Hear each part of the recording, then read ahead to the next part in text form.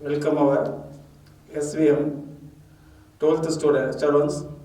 Today we are going to see about a Davison and a Germer experiment. This experiment is what purpose we are going to see, that first we will see. This Davison and Germer experiment is going to experimentally prove the conformation of that de Broglie's matter wave. What is a matter wave? That we want to know first. Light particles like electrons, protons, neutron, alpha particle, if they are emitted in some substance that can be moved in our free space, that moving particles are moves in the form of wave. So the particle has wave nature. So that's why any light particle emitted from its source that can be moves in the form of wave, that is given by de Broglie. This de Broglie's idea is going to experimentally verified by Davison and Germer. Their experiment is very simple. What they want to prove? Moving particles should possess wave-like character under the suitable condition. This is for only very light particles. So they are going to take very light particles. Which particle can easily generated means electrons can be easily generated from its source. From which system we generate that electrons, that may called as a electron gun. From the electron gun, beam of electron we can produce. They are producing that electron beam. Each and every electron, how they are moving means moves in the form of wave. We know already that wavelength formula. What is the wavelength formula for electron means? That is lambda is equal to 12.27 angstrom divided by root V. Based on that accelerating potential, electron wavelength can be expressed as lambda is equal to 12.27 angstrom divided by root V. Suppose if you substitute that accelerating potential is 100 volt. So what may we get that wavelength means? There, if its value is 100 means, then the electron wavelength is 1.227 angstrom. So electrons wavelengths are in that order of 10 to the power minus 10 meter. So its wave nature we want to study means we want to make one of the phenomena of the wave. Which phenomena we want to make to measure the wavelength of that electron means diffraction phenomenon. If we want to study the diffraction phenomenon, which particle makes the diffraction of this electron, that particle size should be in the order of wavelength of our electron beam. If we accelerate that electron 100 volt, its wavelength is 1.227 angstrom. That is in the order of 10 to the power minus 10 meter. So if you take an ordinary plane transmission grating element, their obstacle sizes are very large. So we cannot use that ordinary plane transmission grating element to study that diffraction effort in our electron beam. So we should take on the obstacles in that order of 10 to the power minus 10 meter. Artificially we cannot construct that size particles. So it is exists in nature. If you take on any one of the crystal, in a crystal, atoms are arranged in a regular, repeated and order manner. Suppose if it is a crystal, there the atoms are arranged like that.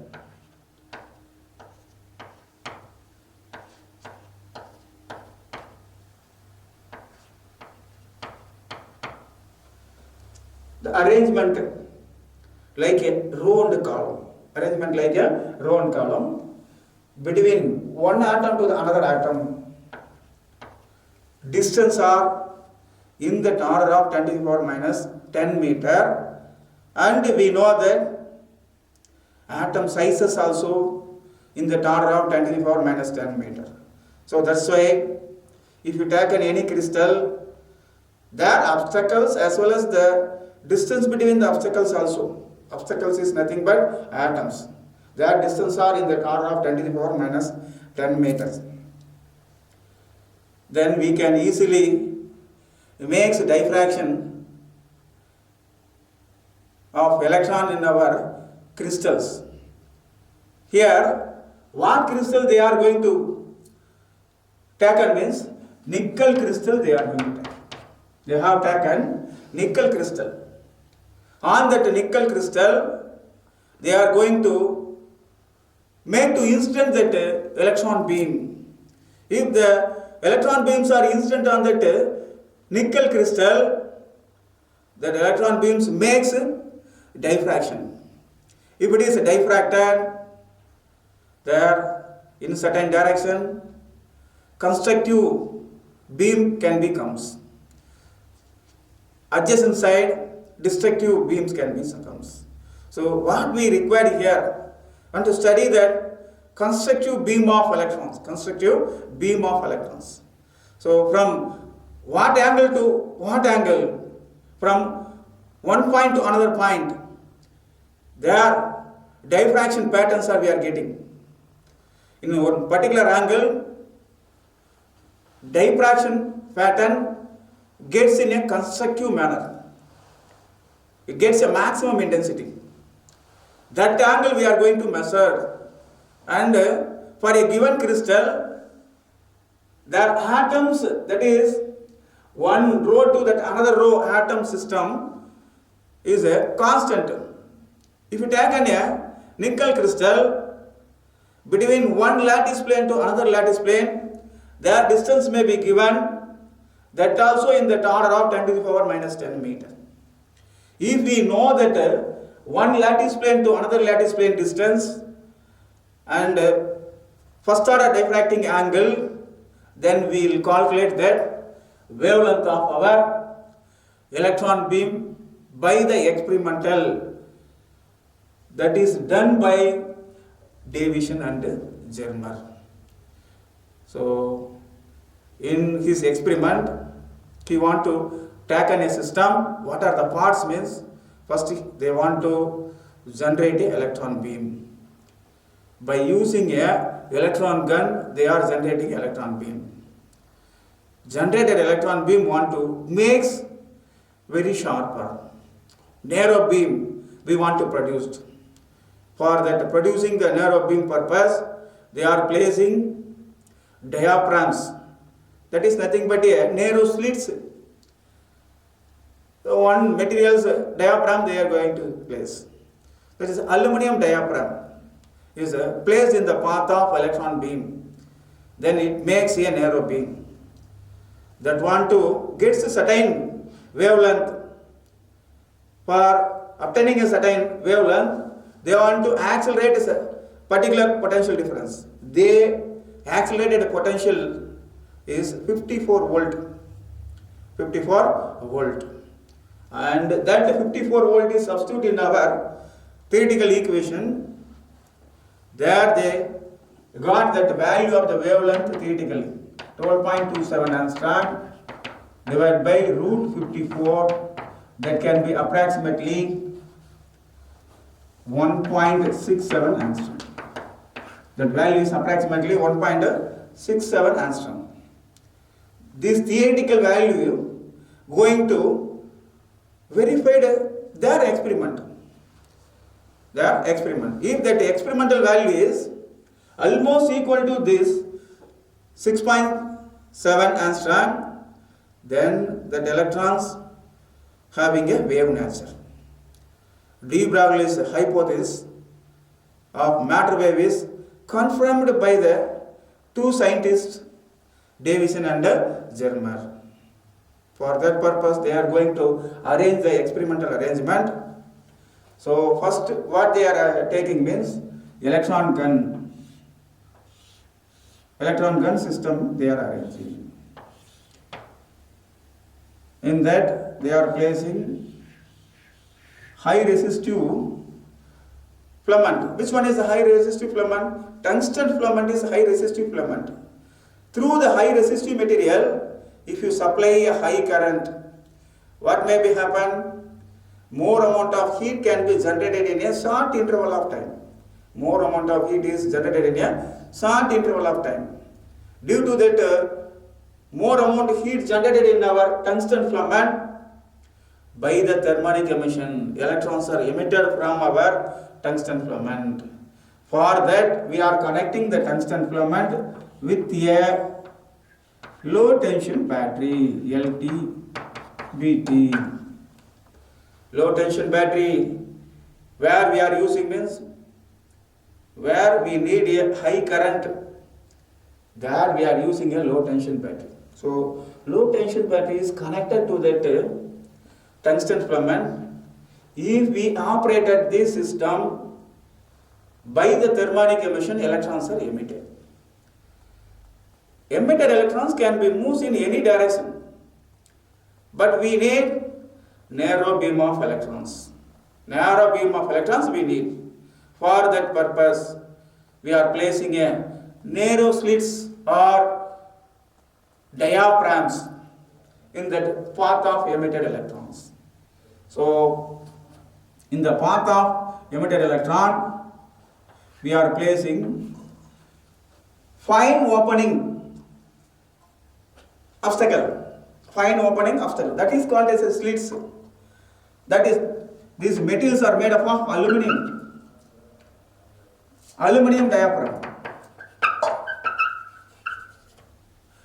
Two aluminum diaphragms are placed in the path of generated electron beam. Then we can produce a narrow beam of electrons. That electrons want to accelerate. What purpose we are accelerating? If you accelerate with a particular potential difference, example 54 volt, their wavelength is in the order of 10 to the power minus 10 meter. 10 to the power minus 10 meter. Theoretically, 1.67 angstrom. So that purpose, in its narrow beam path, we are placing a aluminum cylinder. Aluminum cylinder we are placing in this path. That aluminum cylinder is going to connect with a high tension battery. What supplied by the high tension battery? High voltage is provided by the high tension battery. 54 voltage is high tension voltage. That voltage is going to be provided by the high tension battery that is connected between these two. Here we are connecting the positive terminal. Negative terminal is going to connect with the low tension battery. Anyhow, this 54 volt here we are applying. This system generates electron beam. Generated electron beams are produced as a narrow beam. That narrow beam of electrons are going to accelerated by the 54 volt, and their wavelength we are make as in that order of 10 to the power minus 10 meter order. That accelerated electron beams are going to make to instant on that crystals. Crystals are here going to act as a diffraction grating, Which crystal we are going to use here means nickel crystal we are going to use. That nickel crystal is going to place in the path of narrow electron beam. Then if it is incident on that nickel crystal, they are makes diffraction. They are diffracted in different directions. They are diffracted in different directions. So that's why beam of electrons comes in this in our experiment downward direction. In its path, we are placing crystal, nickel crystal. What dimension is there for the arrangement of that atoms in our nickel crystal? Nickel atoms arranged in nickel crystal means in a three-dimensional manner. Atoms of the nickels are arranged in a nickel crystal. So that's why that nickel crystal can act as a three-dimensional grating for electrons wave. If beam of electrons falls on that nickel crystals, so that are scattered, we can see. Scattered means nothing but they are diffracted in a different directions. That the diffracted beam want to study, that for the diffracted beam want to study, there we are using another part of this experiment, electron detector. Electron detector. This can be called as a incident rays. Incident electron beam. Electron beam. These incident electron beams can diffracted when it is falls on that nickel crystal. It may diffracted in a different directions.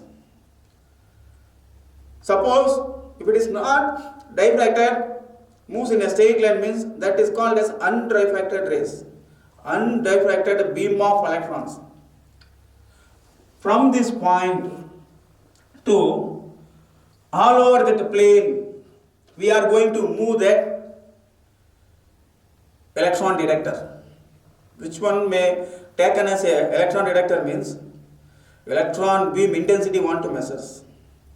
The fast moving electrons are going to incident on that gaseous chamber means that gases inside the gaseous chamber can be makes ionization. If we produce ions with a small potential difference between the two electrodes, we apply it, then that the produced ions are accelerated towards the electrodes to generate a current. Generating current is, the value of the generating current is depends upon that intensity of electron beam enters in the electron detector. Like that, they measure the intensity of electron beam. For finding the intensity of electron beam in a different directions, they are moving the electron detector all over the plane. Suppose if they place the electron detector at this position, there we have a narrow opening. Through the narrow opening, the scattered electron beam is going to enter. Scattered electron beam is going to enter, and they have detected at this angle, they got the maximum intensity. So they measured the angle between the incident ray to the scattered electron beam taken as a theta. Incident direction to the scattered direction, angle is taken as a theta. If they measure that theta and their distance of the lattice planes d, they have calculated, they are given by using these two values, they too calculated the wavelength of that electron beam. Wavelength of that electron beam. What value they have measured their experiment means their wavelength measured in their experiment is 1.65 angstrom. Davison and Germer measure the wavelength of that diffracted electron beam is the value of 1.65 angstrom. From which known value they have measured that electron wavelength means diffracted angle between incident electron beam to that scattered electron beam, that can be taken as a theta, and the crystals, in a crystal atoms are arranged in a regular repeated manner. From one lattice plane to another lattice plane you have certain distance. That distance is given by using the known factors of d and theta. They have calculated that the wavelength of that electron beam is 1.65 angstrom. Their experimental value and the theoretical value of electron, they are going to compare. These two values are 1.65 angstrom and 1.67 angstroms are almost equal to. Any time if you measure any value in our experiments, that will not exactly equal to the theoretical value. That value is almost equal to theoretical value. Like that we are getting, they got that value 1.65 angstrom. Okay. From this value they have proved de Broglie's matter wave is confirmed. That is, de Broglie given idea is nothing but moving particle should possess the wave-like property under the suitable condition. That hypothesis is proved by Davison and Germer by their experiments. And another thing also we have, they have plotted the graph between which and which means angular diffraction to that intensity of electron beam, because depends upon that angular diffraction. Angular diffraction is nothing but angle between the incident electron beam to that scattered electron beam. Angle between incident electron beam to that scattered electron beam may called as a angular diffraction. Angular diffraction. They have drawn the graph between angular diffraction to that intensity of scattered electron beam. Intensity of scattered electron beam. That we are going to draw. So two-dimensional axis we are going to tackle. In x-axis, anytime we want to tackle independent factors. So depends upon which one, intensity of scattered electron beam based on that angular diffraction. So that's why angular diffraction.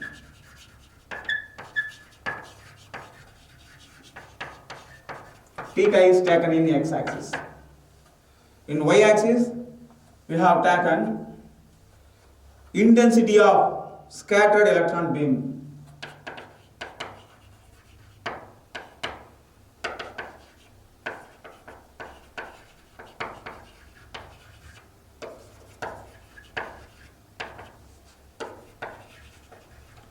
This may be called as a diffracted electron beam, intensity of diffracted electron beam. Anyway, between these two factors, if you draw a graph and we have a calibrations like that, we consider 10, 20, 30, 40, 50, that is in degree. In degree we are going to tackle. Then 60, 70, 80 like that. From the experimental measurement, angular diffraction, and by using an electron detector, they have measured the intensity of scattered electron beam. Between that, they are plotting the graph. It will comes like that, but decreasing shows that destructive interference. If it is makes a constructive interference, there the beam of electrons are more intensity. That we got like that. At which angle it gets a maximum intensity? At that 50 degree. at that 50 degree. After that, what may happen? Reduces. So from this graph, plotted graph, at what angle they got that maximum intensity of scattered beam means at that 50 degree. So from that plotted graph, that theta is 50 degree and d value is given value, and they have calculated the wavelength of that electron beam is 1.65 angstrom. That value is almost equal to the theoretical value. They have confirmed the beam of electrons are moves in the form of wave. So de Broglie's idea is confirmed by the experiment. So that purpose only these two scientists are construct the experiment and verified that de Broglie's idea. What idea they have verified? Moving particles should possess the wave-like character under the suitable condition. Which particles can move to in the form of wave means very light particles. For very light particle, which are going to take as an example, electrons, protons, neutrons, deuterons, alpha particle, tritron. These are example for that very light particles. If they are emitted from the source, there they can be moves in the form of wave. If that are moves in the form of wave, they have certain wavelength. If you measured a wavelength, then we confirm they are moves in the form of wave. By using what wave phenomena, we can easily prove wave nature means by the diffraction phenomenon. That's why they too take on that diffraction phenomenon arrangement. In a diffraction phenomenon arrangement, electron beam, how the electron beams are produced? By using an electron gun. By using an electron gun. By using electron gun, they produce the narrow beam of electron beam, and they have accelerated with a potential difference of 54 volt. And that 54 volt is substituted in their de Broglie's equation, and they have calculated 1.67 angstrom. That calculated value and their experimental values are almost equal. Then they have experimentally proved electron beams can be moved in the form of wave.